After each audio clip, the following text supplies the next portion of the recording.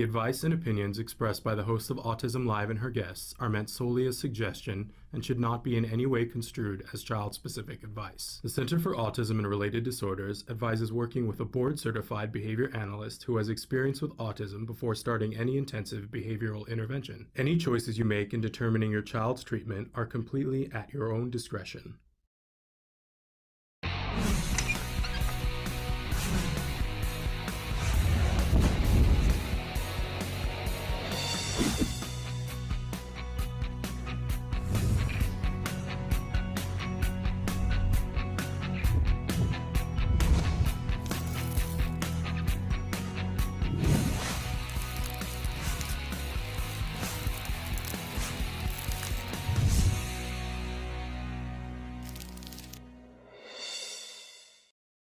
Good morning and welcome to Autism Live. I'm Shannon Penrod and we're coming to you live this morning with Dr. Doreen. For a moment there, I was like, what happened? I'm normally on the other side.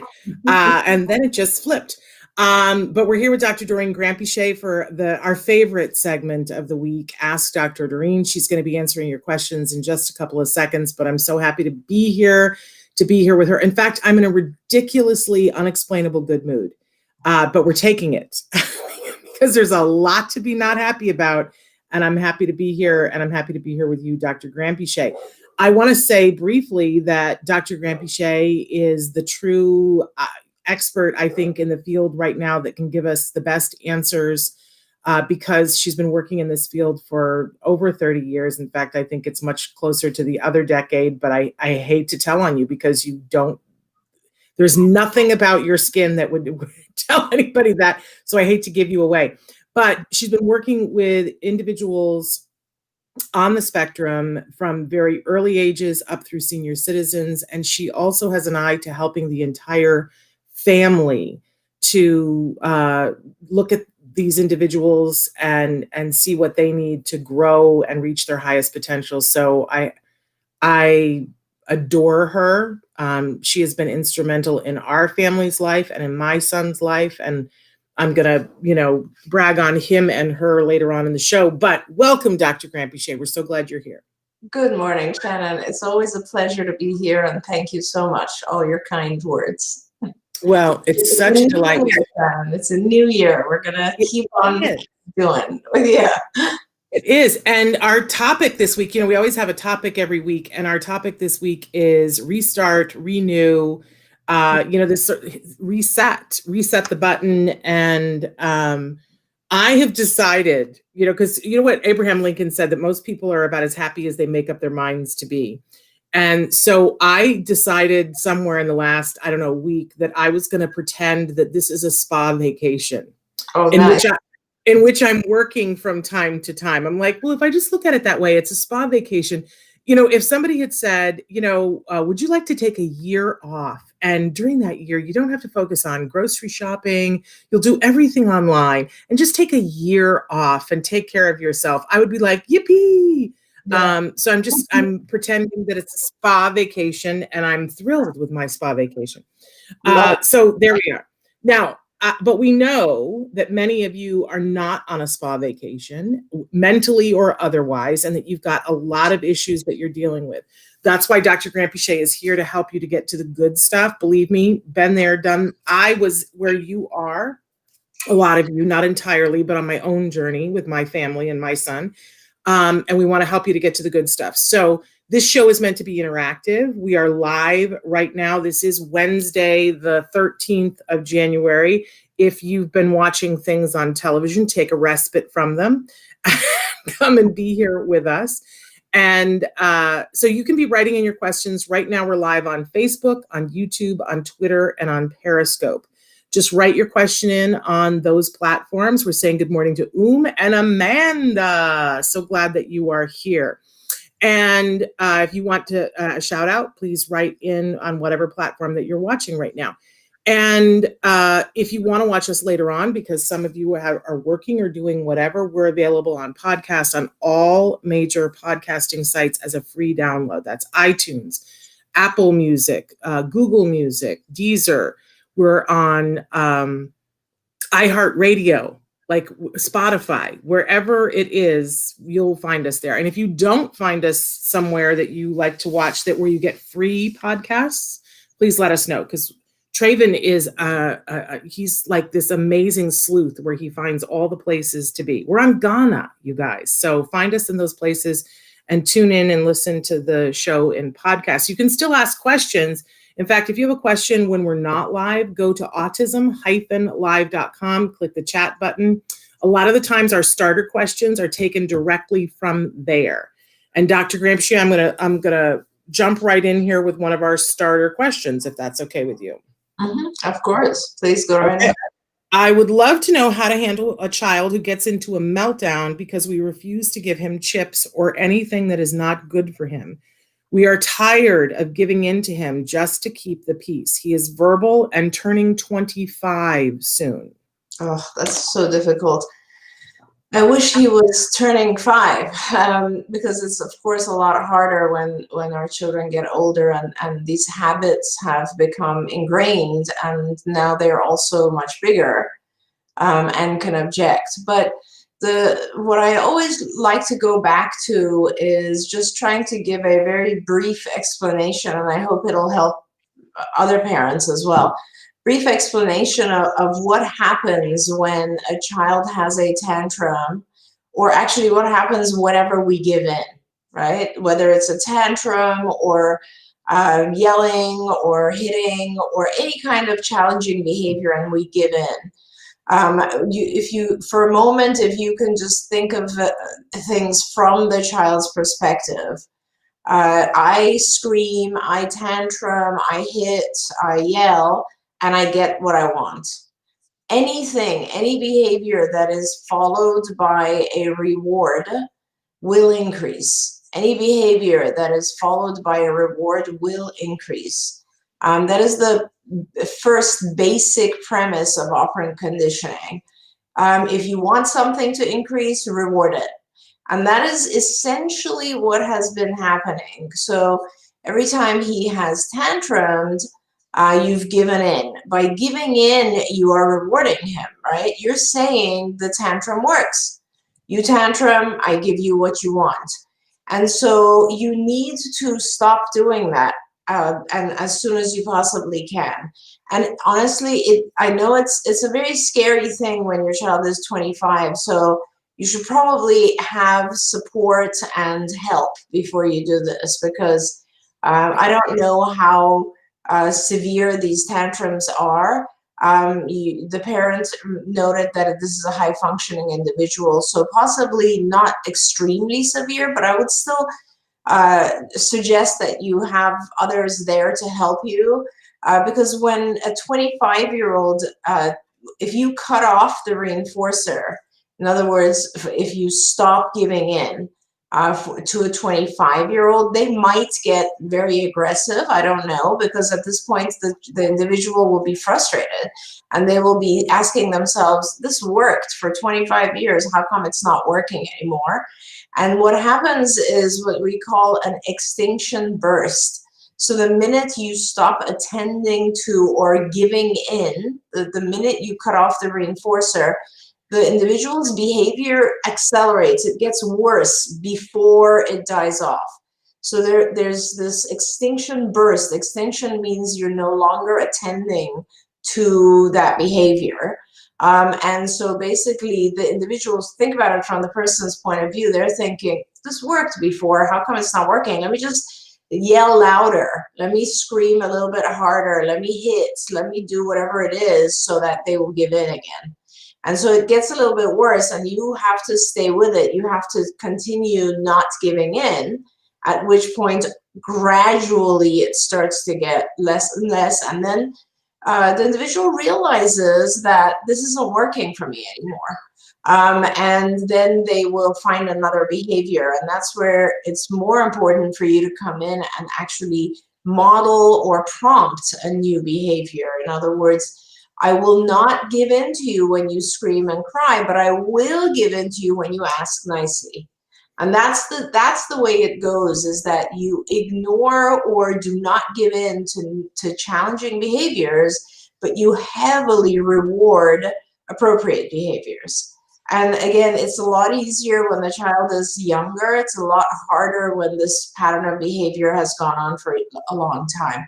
And believe me, I know it is very, very difficult for parents. I myself had a very difficult time with this when my children were younger. At any time in life, it's hard. I mean, think about it. Sometimes our spouses might tantrum, and giving in is an easier way to deal with things. But in the long run, it's a very, very difficult thing.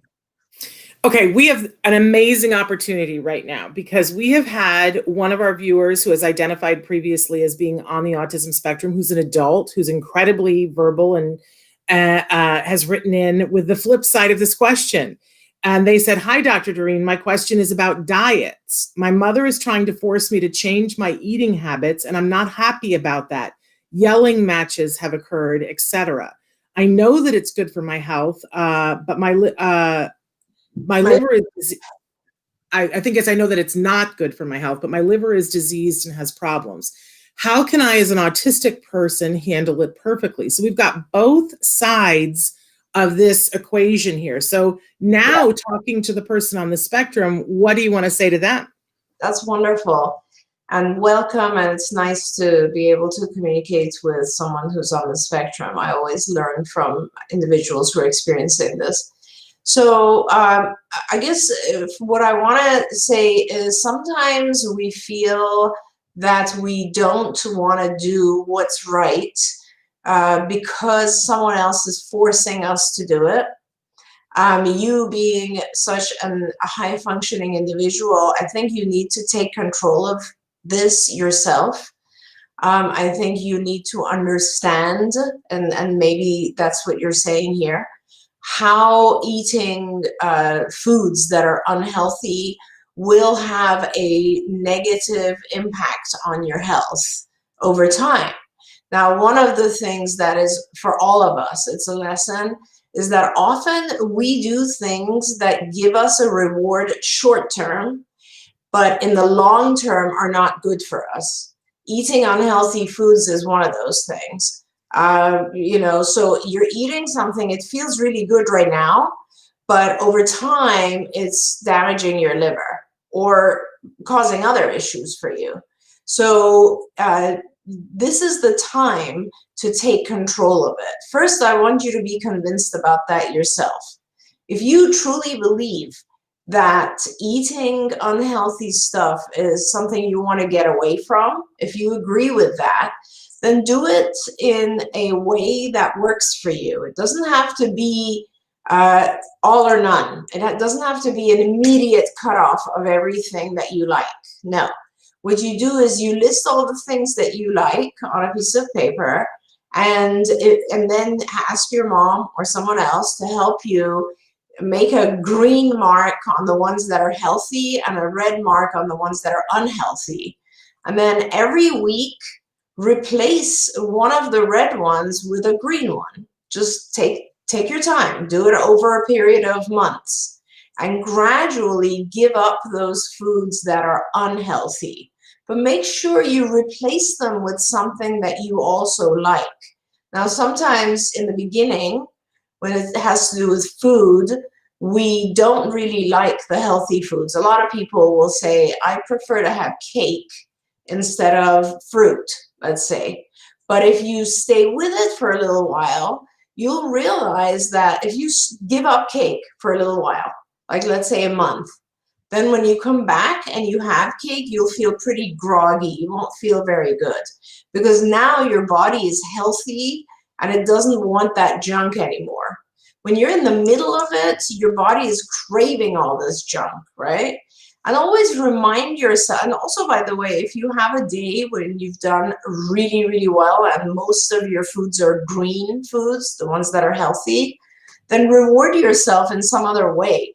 Find a reward that has nothing to do with food. Find an activity that has nothing to do with food. Try to keep yourself feeling rewarded by doing those other things. Sometimes when we eat unhealthy foods, it's because we are looking for a reinforcer. We're looking for a reward. We haven't found it in anything else. So I think that's my advice for this person. I love that. And I just want to send everybody a hug, because I think whether you're on a spectrum or not on the spectrum, one of the things I've learned from you, Dr. Grampiche, is that food is a primary reinforcer, Yep. that we link it to other things. And I am a living example of that. And, you know, if you've been watching, we've been doing this show now we'll be starting our 10th year in the fall of doing this show. And you probably have watched my weight go up and down a few times. And so food is an issue for me. And I want to send everybody a hug. It's really hard, Very hard. To get into a place where you're eating healthily and eating healthily. On my spa vacation this year, I'm very proud of the fact that I've lost over 30 pounds. Wow. Amazing. But I still have a long way to go, because there was a long period of time when, you know, food became my reward for everything. Just being honest, because, you know, I like to keep it honest here. But I will tell you that this morning, I was thinking about the fact that I'm a big nighttime eater, or I was, and that for 6 months, I haven't been eating after 7 o'clock at night. And now I can't even imagine how gross I would feel if I did. Wow. And so I think, as Dr. Grampiche was saying, it takes time, because the reinforcer is so far removed from being healthy, especially if your weight is okay and it's just for your liver's sake, because you can't look at your liver every day and go, gosh, I see that improvement and it's worthwhile. So I encourage you to play this back and listen to Dr. Grampiche's advice. There are also all kinds of programs out there now that, I mean, depending on how you like to mask it, Weight Watchers does a thing where you have points and you keep track of the foods by points. Noom has a whole thing that's very similar to what Dr. Grampiche was using, and it's ABA. All Noom is ABA. I don't know if everybody realizes that.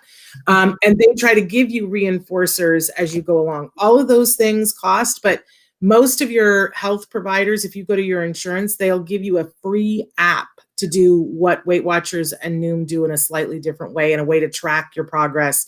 And they'll reward you with points and things like that to buy stuff from their store, because it makes sense for them. We all want to be healthier. So I sort of love that we got to hear the two sides of it, though, from the parent point of view of arguing with your child, and then adult child, and then what to do for an adult. So I kind of love that. But we have a desperate mom who has written in.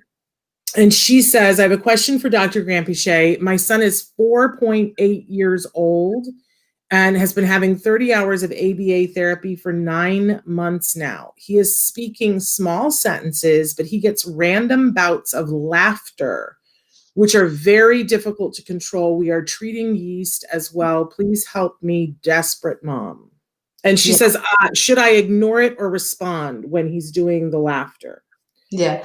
So that's, and I appreciate that you wrote that you are treating yeast as well, because that's where I would go first. A lot of times when you see kind of this random laughter, almost as if the individual is drunk, it ends up being yeast. So I'm glad that you're treating it. Please keep in touch, frequent contact with your physician, because sometimes one antifungal medication has no effect on the child and another does. You know, I know a lot of people who do really well on nystatin, and then some people who say nystatin did nothing for my child and I had to go on diflucan. You got to talk to your physician and make sure it's the yeast levels are being reduced. That being said, in the meantime, you ignore it. You do not, as a behaviorist, if you start to talk about it or respond or address it in any way, there's a likelihood that it will go up. It's important that you don't allow the bouts of laughter to delay the treatment, the ABA, and make sure all of your staff know that, or people who are working with him, or as you. Sometimes our kids realize that if I do something silly, it buys me more time. And so just if you have to kind of keep the speed up by maneuvering him through whatever it is you asked, do that, but don't address the laughter itself.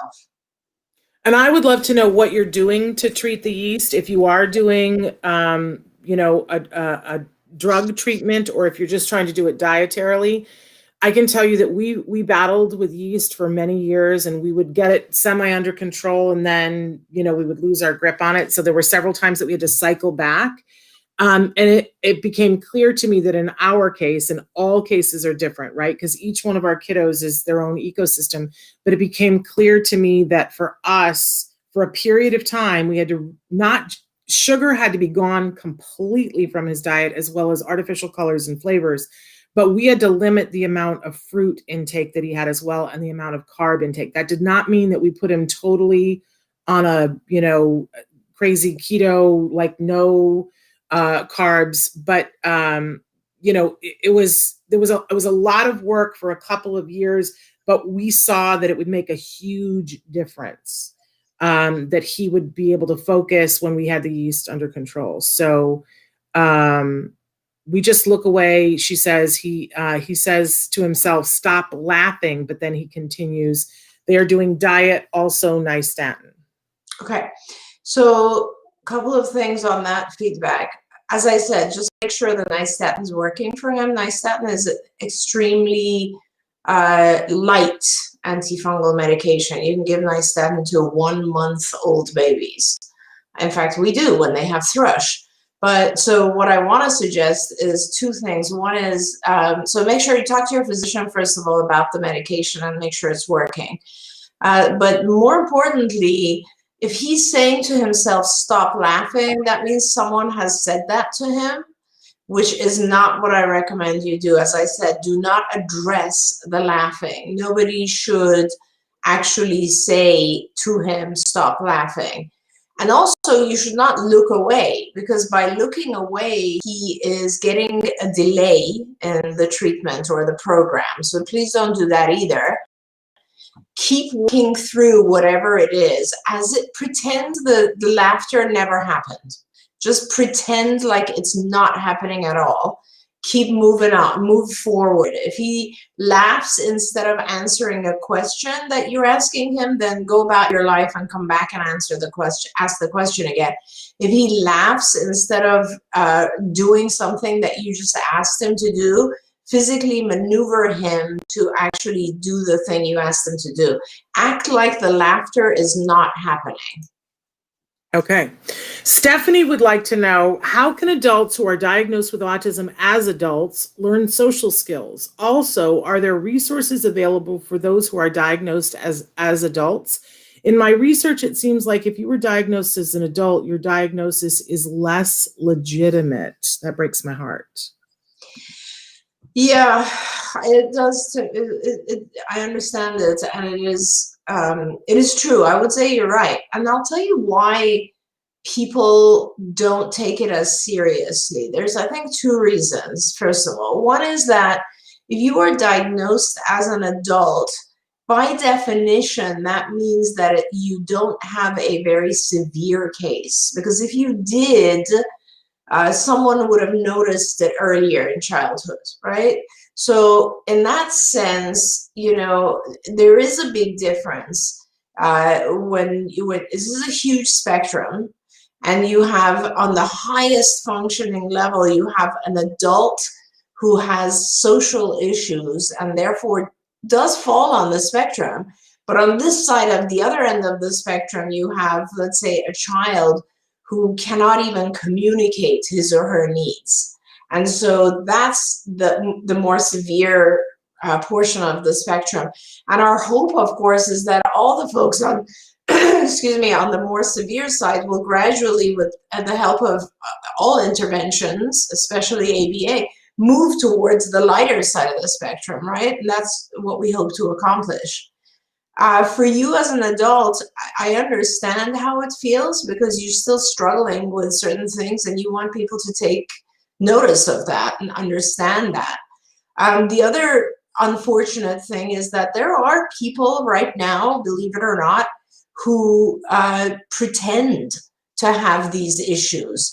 I've actually had a couple of people try to get a diagnosis from me, and I would not give them the diagnosis, simply because they had other issues going on, not autism, but for instance, they had social anxiety. And that in itself is a very important disorder and problem to get a hold of and handle, but it isn't ASD. So now going back to your original question, which is, how do you get help for it?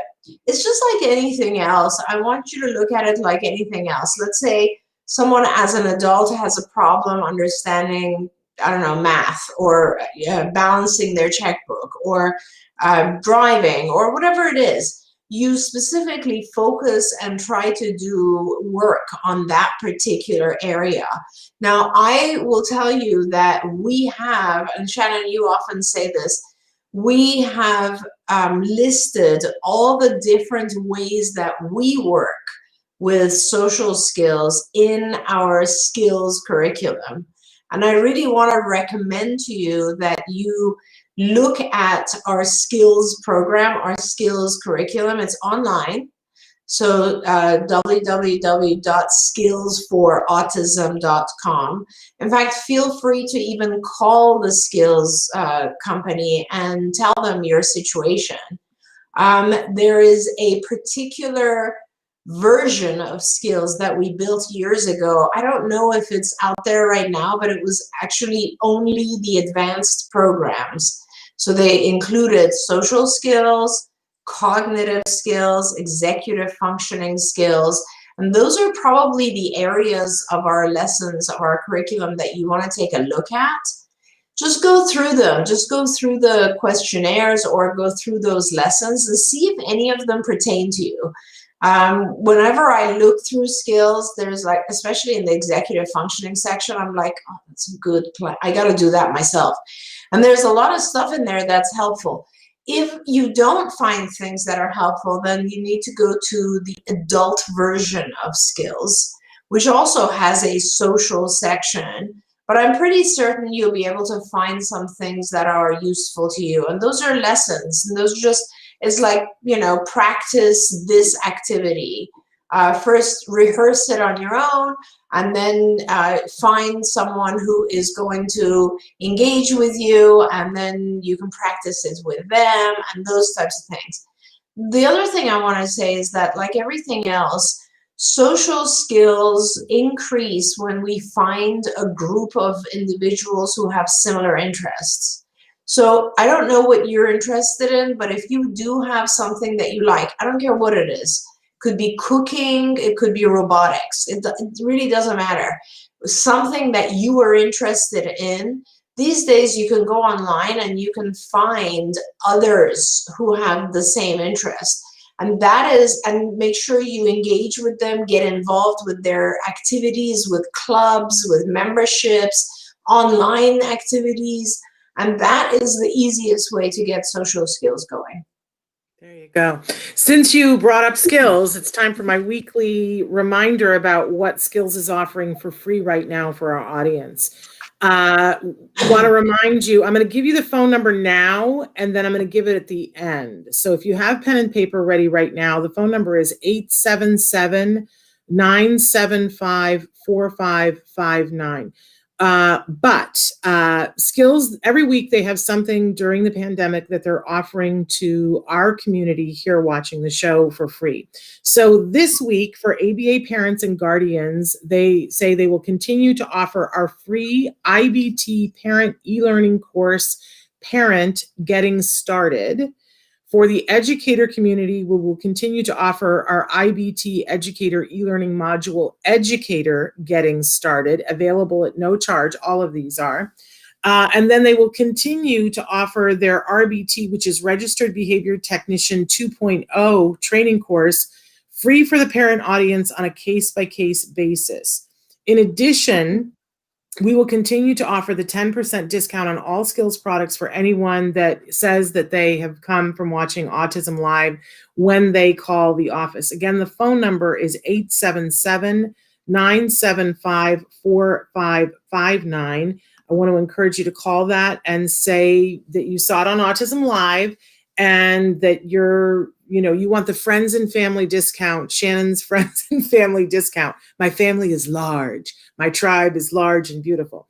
And I hope that you will check that out. I think that sometimes, as Dr. Grampiche was saying, just reading the lesson. I remember being an adult and for the first time reading the lesson on ending a conversation, and I went, oh my gosh, this is what's been wrong my entire life. I just didn't know this one little piece. And I'm still working on it. I'm not great at it, but it's helped me tremendously just reading the lesson. So I do want to point out that there is skills, and then there is skills living. And skills is, if anybody is under the age, it's somewhere between 12 and 14, they encourage people to transition over to skills living. But as Dr. Grampiche said, there is another part of skills where they just pull out those 3 levels, the cognition, the executive function, and the social skills. So talk with them about that. Tell them what it is that you're looking for and have that conversation with them. I'm sure that they will be happy to steer you in the right direction. And feel free to ask them, what's available to me for free today? There's no harm in asking, right? That's always a good thing. I also want to acknowledge that Parker said in the community also self-diagnosis is not legitimate. And I want to speak briefly to what you were saying, Dr. Grampiche, that part of the problem right now is that in our quest for awareness of what autism is, many people looked at that and went, oh, I think that's me. And some very notable people have said that, and they've taken a lot of grief for it in public. I remember when Jerry Seinfeld said, I think I'm a little bit on the spectrum, and the world screamed at him for having said that. And he said, I didn't mean it the way it sounded, but it is now, as much as I love that Amy Schumer was so fabulous and her husband is so fabulous and that they allowed us to see what it was like as he was getting a diagnosis. But there have been many people who are like, ooh, I've had every girlfriend I know call me and say, I think that's my husband. You know, and while I don't mean to laugh, there's a big difference between having an autism spectrum disorder and not noticing when your wife does something. There's a big difference. So not saying that people shouldn't attempt to get the diagnosis, but it is rampant right now for many good reasons why people are saying that they have a diagnosis, which then waters it down for the people who do. And that's the difficult part. Yeah. But in any case, okay, I want to get to this question. My son is finally starting ABA services again in home since COVID began. He is 12. It's 5 days a week, 2 hours per day. He's doing a focused program. He is starting vision therapy next week. Vision therapy wants to work on fixation and convergence. Do you know if there are any programs/goals I can ask his BCBA for to aid with those vision therapy goals? Yeah, I mean, okay, so of course there are. And in fact, if you look in our skills curriculum, again, in the motor section, and you will be looking at skills developing, which is that what it's called these days? The younger skills living. Skills. No. No, I think isn't it just called skills regular? Well, skills for the younger population. Even though he's 12, you should look at the skills for childhood. That one has a section called motor, and in the motor section there's a section called visual motor, and in there you will find activities for convergence. We call it bipolarity, but there's a lot of stuff in there that will be very useful to you. Now, having said that, he's only receiving a total of 10 hours a week of ABA. If they are working, if the vision therapists are going to be working on fixation and convergence, great. You should have your ABA team working on other stuff, because I'm sure there are other things that he needs as well. And you might ask yourself, what are those other things? So the way that skills works is you start with an assessment. You start with a questionnaire. We call it the skills index. Online, you will be asked lots and lots and lots of questions. And those questions help identify all the areas that he is below his own age. So I think that's something that parents find very interesting as well. I remember when my kids were just born, I loved those books, What to Expect in the First Year, What to Expect, all that. And those books, the section that I really liked, Shannon, was like they had a little chart that would just say, these are kind of the milestones that you want to make sure are met at this age. And I would always go there and I'd be like, okay, well, she met this or he met this, and it was very broad, but nevertheless, it helps me identify if we're falling behind somehow. So I think for parents, it's kind of a fun exercise anyway to just go in there and answer those questions. I know it's time consuming, and you can actually select by domain. You don't have to answer all the questions. You could just look at language questions or social or play or whatever it is. Because what ends up happening is you end up seeing all the different areas that you still need to work on. And and those are kind of fun. Or you can also see where sometimes our kids are just super advanced in one area or another. So I think it's really good to do that. That'll help you identify things that your child needs to work on. And then you should have your ABA team working on those so that you have a little bit of a broader program. Yeah. And I want to check. I don't know if it's this mom. I know there have been a couple of times that I've sent. There's something called an iPort that is a way that you can be, because a lot of times when you're doing visual therapy, they'll ask you to come to the office, and that's really hard in COVID. And sometimes you just live far away. When we were doing visual therapy, we couldn't get to the office, and so we had the choice of purchasing something called an iPort. They stopped making them for about 5 years. They're making them again, and they're a little bit less expensive than they were before. So if you're looking for visual therapy, it does like 100 different exercises, and it's kind of cool. It looks like a Star Wars thing, and you put on these glasses that look like they're 3D glasses, and then you have to flip them around and do them the other way. It was tough to get my son to do them until we had a reward system for it. But once we had a reward system, he was happy to do it, and it really, really helped him good. I did send the iPort to you before. Wonderful. But we also use the lessons in skills as well. So, but I love that you suggested doing the visual therapy when you're doing the visual therapy and working on all the other stuff with your therapist, because 10 hours is just, yeah, it's not that much. Yeah. So I also want to say, Shannon, that the vast majority of like games, online gaming, and so on, still also work on visual skills. What you need to do is, like convergence, for instance, being able to focus both eyes on one stimulus.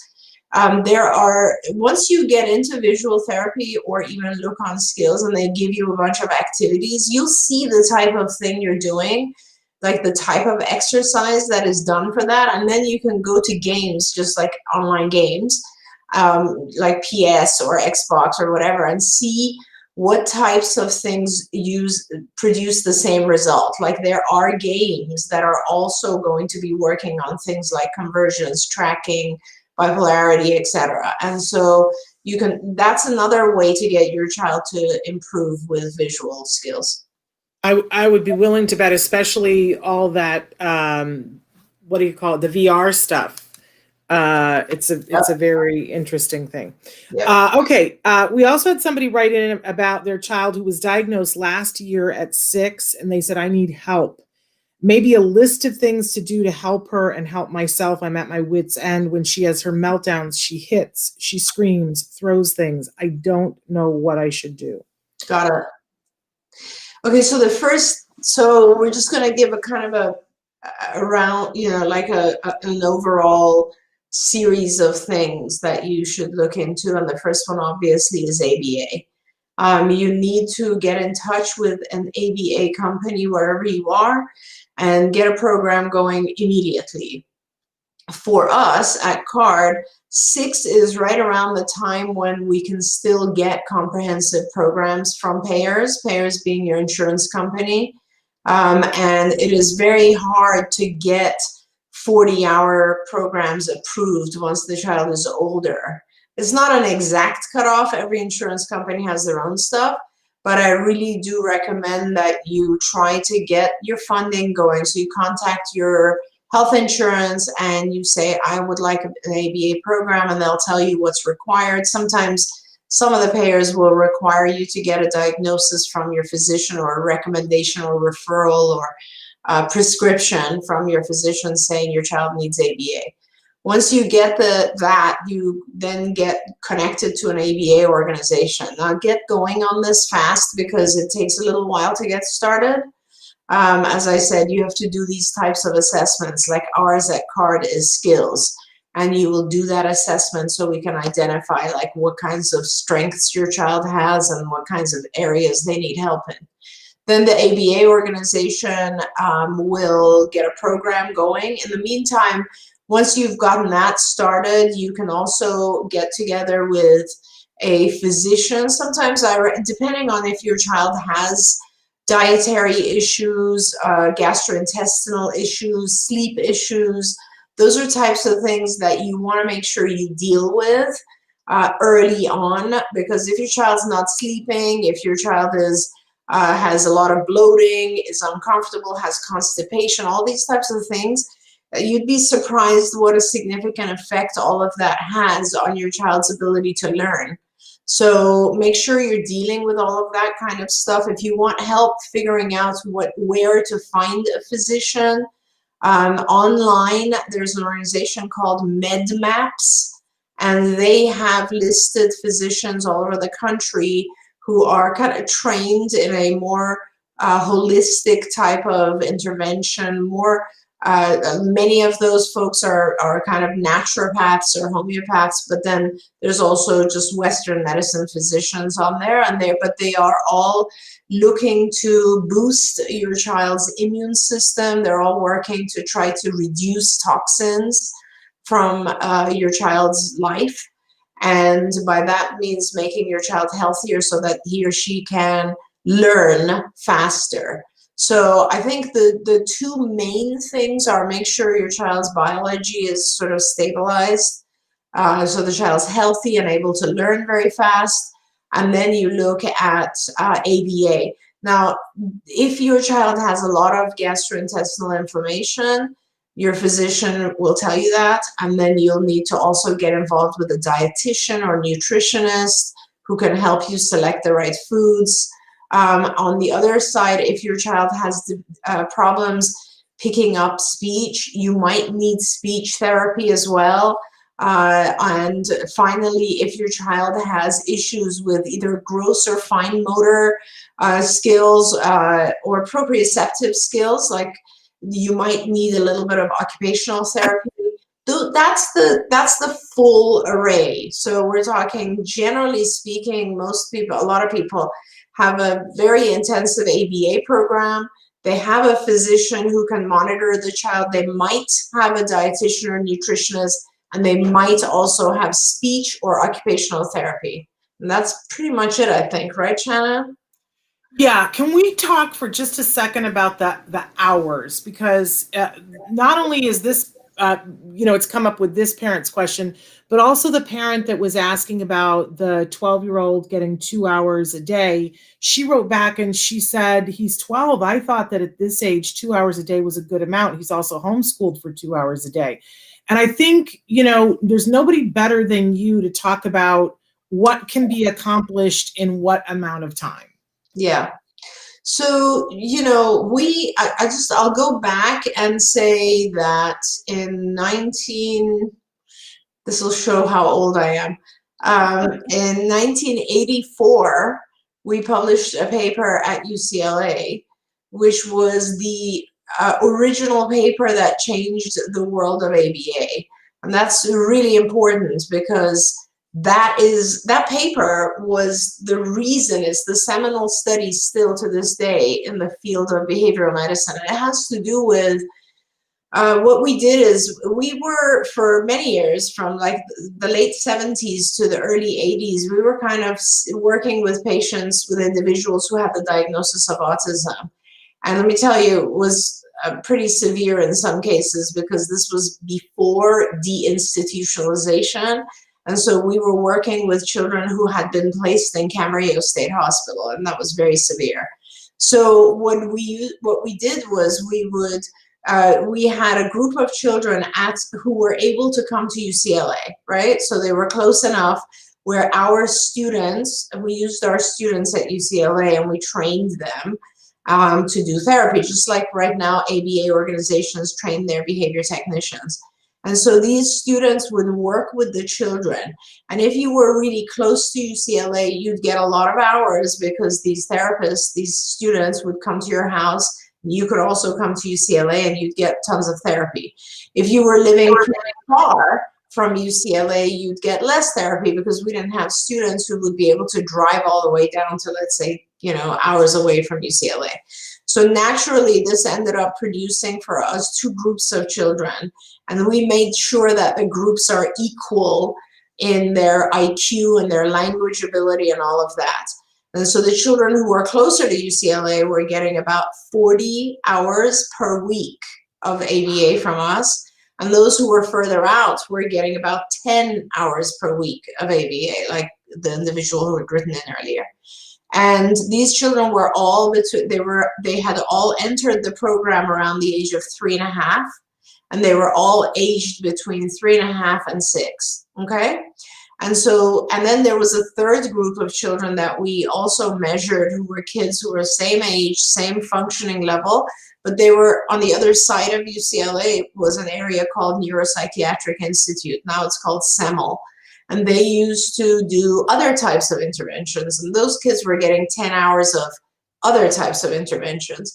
So what we did is, after about 2.5 years, we looked back, and of the group who had received 40 hours per week for 2.5 years, half of those children had attained normal IQ, and they were now in 1st grade, and they were functioning extremely well alone without an aide in 1st grade. So for all practical purposes, and as independent psychiatrists removed their diagnosis of autism, half of those kids.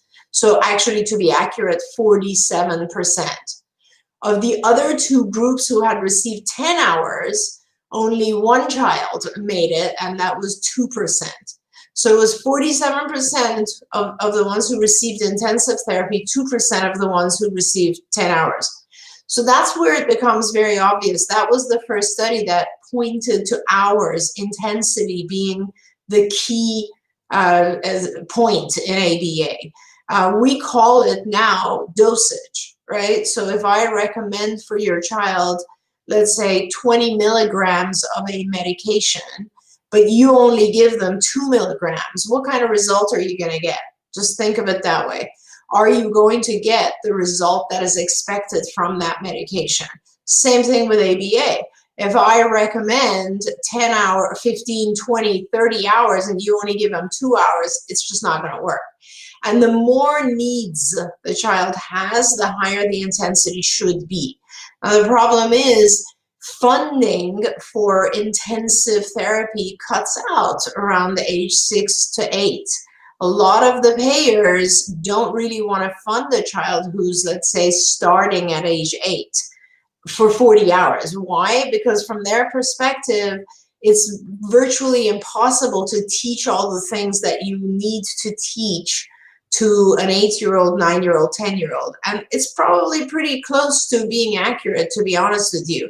But it's a different thing when you're working with a 3 or 4 or 5-year-old, because you still have enough time to teach all the things you need to change behavior.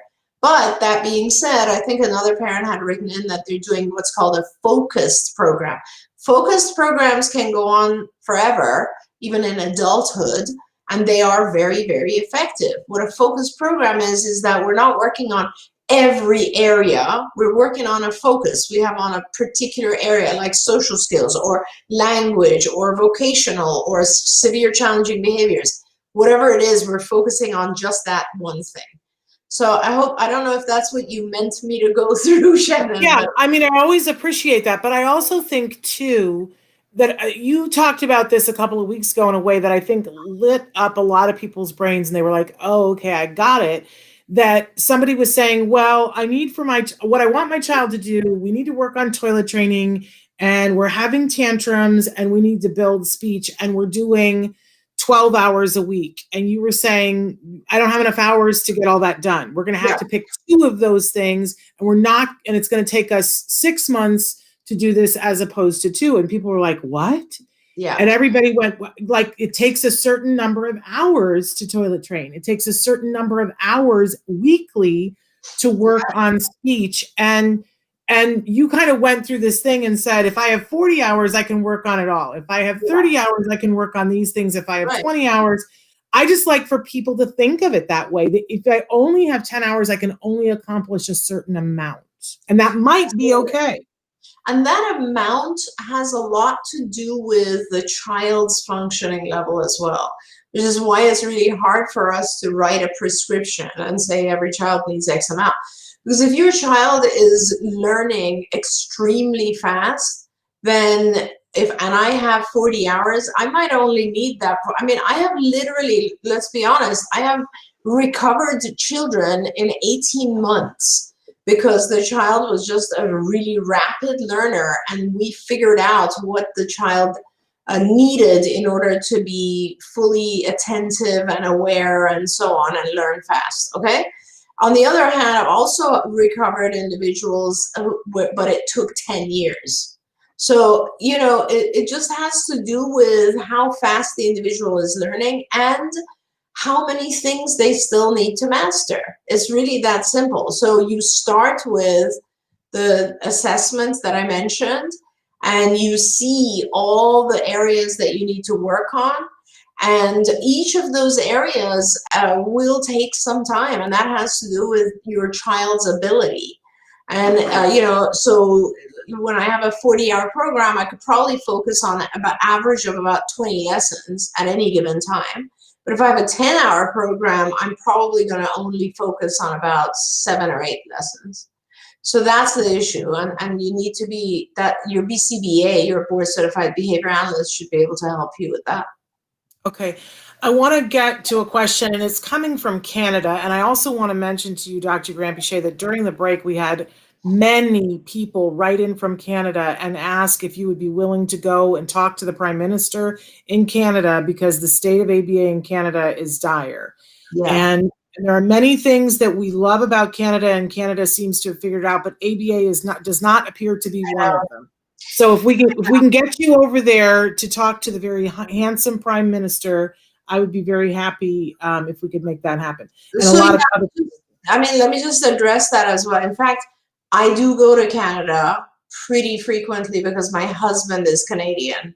So I go to the Toronto area pretty frequently. In fact, I've even been there during COVID. I'm going back there in March. So I would be delighted to talk to whoever to help get ABA in Canada. I also know, like, I've also given a lot of speeches in Canada for different organizations, and I pretty much know Autism Canada and all the different organizations that provide ABA or talk about ABA. So I'm happy to help in any way that I can.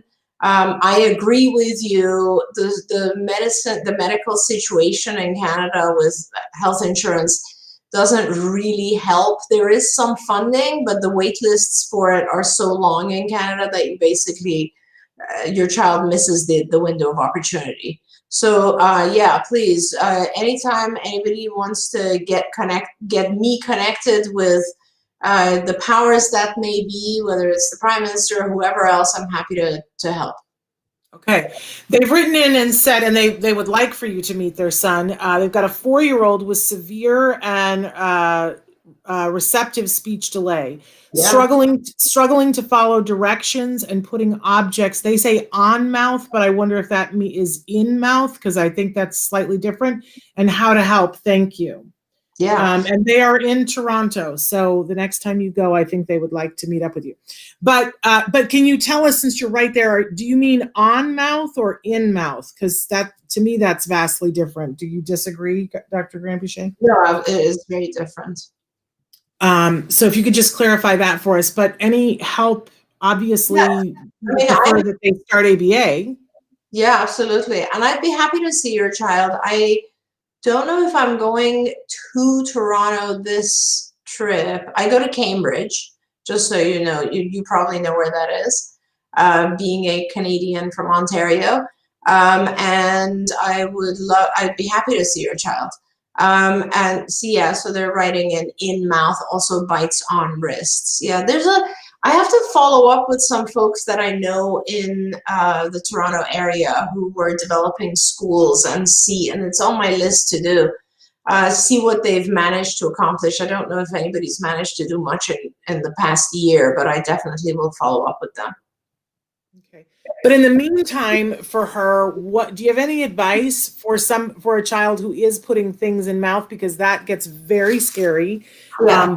Biting the wrists. Yeah, for sure. So, first of all, let me just say there are behavior analysts in that area, especially in Toronto. And I wonder if we can do everything we can to try to connect you to some of them. Because this type of behavior, what you have to do is first you have to first of all, with any behavior, you have to identify the function first. So, and that means what is causing this? Why is the child doing this? And here you've listed two different behaviors: biting on wrists and putting objects in mouth. Now, putting objects in mouth, if they're things that are not food, and depending on whether or not the child swallows them, this would be referred to as pica. And yes, it can be very dangerous.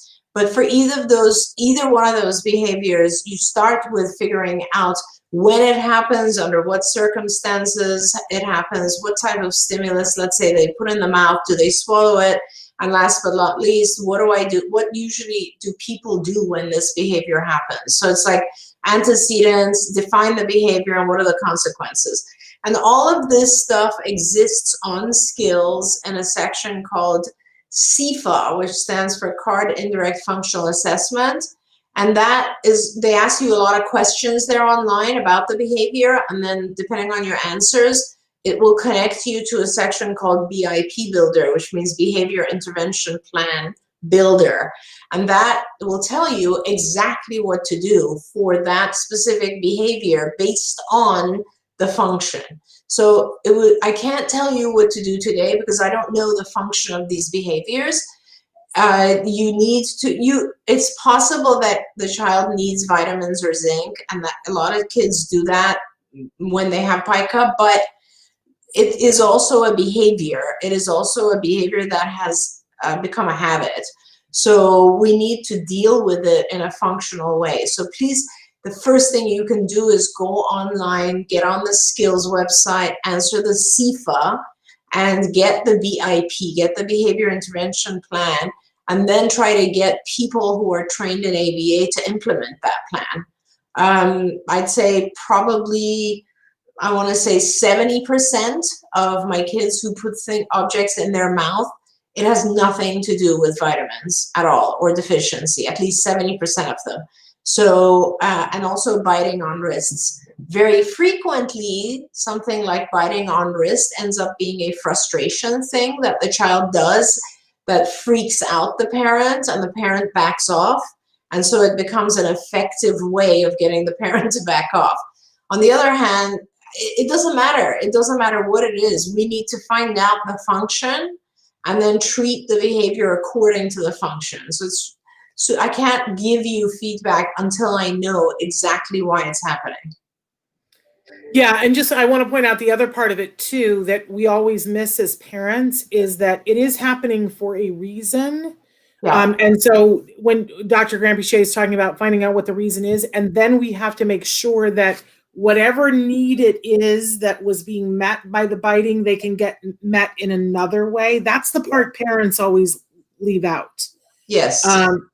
Is that it's a vital need that's being met by them doing this. And we're not just trying to take that away. We're trying to find something that's functional to replace it with. So if he's biting a wrist because he wants to get out of something, we want to teach him the way to say, I need a break. I'd like to wait. I'm nervous, whatever it is that he needs to convey. It isn't just take it away, because a lot of times parents just miss that part of it. That's right. And I see the parent wrote saying that, yes, I think he is frustrated because he's not verbal. If that's the case, you need to get him on a picture exchange communication system like PECS, so that his frustration goes down because he can now communicate. Communication is super important for our kids. Okay. And unfortunately, we're out of time. Just as somebody wrote in and said their child is obsessed with animals, and how do you deal with obsessions? And I would love to talk about that for an hour, because that seems like a really great thing to be obsessed about. And I want to remind everybody that the line between obsession and passion for something that will be a lifelong thing is very slim. And that if we can direct things, we have kids who are obsessed with slamming doors. Now, I'm not saying that there's no job that you could get where that would be involved, but it's harder. But having an obsession with animals, man, my head goes right to career. Absolutely. And we can talk more about obsessions and passions next show, Shannon, as well. That would be great.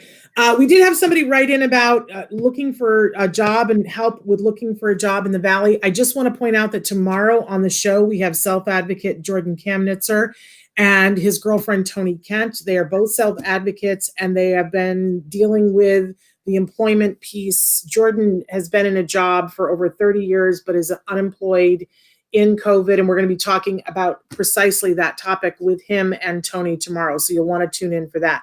Dr. Granpeesheh, I know you got to go, but we just adore you. It's so lovely to have you back here in this new year. See everyone. Thank you so much. Everybody else, we'll see you back tomorrow. Until then, give your kiddos a hug from me and one for you too. Bye-bye for now.